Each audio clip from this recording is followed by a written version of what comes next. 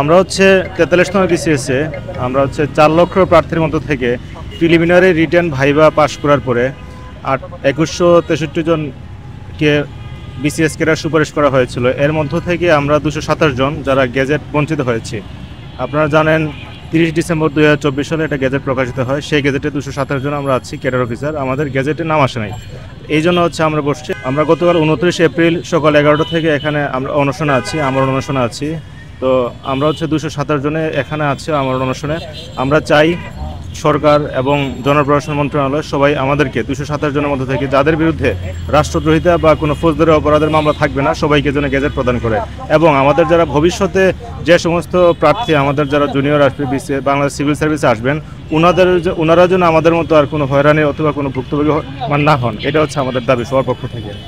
আমরা দুইটা দাবি নিয়ে এখানে বসে আছি বা দেখতেছেন শুয়ে আছি। দাবি হচ্ছে যে আমাদের খুব দ্রুত গেজেট প্রকাশ করা হোক এবং ভেরিফিকেশন জনিত কারণে কেউ যেন ভোগান্তির শিকার না হয়, আমাদের মতো যেন রাস্তায় নামতে না হয়, এই জন্য ভেরিফিকেশন নীতিমালা প্রণয়ন করা হোক। ভেরিফিকেশন জনিত কারণে যে বাদ যায় এবং বাদ গেলে সরকার অবশ্যই ক্লিয়ার করতে হবে যে কোন কারণে, সুস্পষ্ট কারণ উল্লেখ করতে হবে কি কারণে বাদ দেওয়া হয়েছে। কারণ আমরা 227 জন যে গেজেট থেকে বাদ গিয়েছি আমরা জানি না আমরা কোন কারণে কোন অপরাধে বাদ গিয়েছি। আপনাদের এই অনশনে সাড়া পাবেন কিনা? হ্যাঁ, আমরা আত্মবিশ্বাসী, কারণ আমরা তো জানুয়ারি মাস থেকেই রাষ্ট্রের দায়িত্বশীল মহল থেকে বিভিন্নভাবে সবসময় আশ্বস্ত হয়ে আসতেছিলাম যে আমাদের গ্যাজেটটি হবে। তো আমরা আশাবাদী খুব শীঘ্রই আমাদের গ্যাজেটটি হবে। নিজেকে যে জায়গায় দেখতে চেয়েছিলাম সেই জায়গাতেই দেখেছি আলহামদুলিল্লাহ। কিন্তু মানে সেই জিনিসটা আসলে বা সেই স্বপ্নটা আমাদের ভাঙতে আর সময় লাগে নাই, যখন দেখলাম যে 30 ডিসেম্বর 2026 যখন দেখলাম যে আমাদের গেজেট আমাদের নামটা নেই।